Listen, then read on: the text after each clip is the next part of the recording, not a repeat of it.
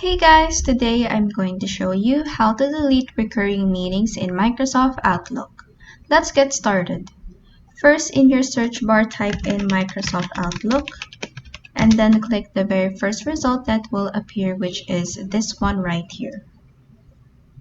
In this new tab, click on Sign In either up here or you can also click it down here, and then just enter in your email and your password to proceed. This action will lead you to your Outlook homepage. In here on the left panel, click on this calendar icon so you can view all your meetings.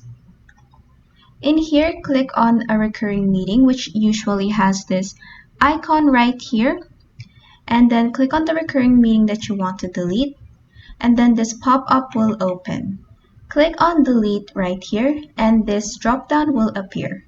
Click on this event so you can only delete this specific recurring meeting and not the others. This pop-up will appear confirming your action, so just click on delete right here. And that is how you can delete recurring meetings in Microsoft Outlook. If this video helped you, please like and subscribe for more helpful tutorials.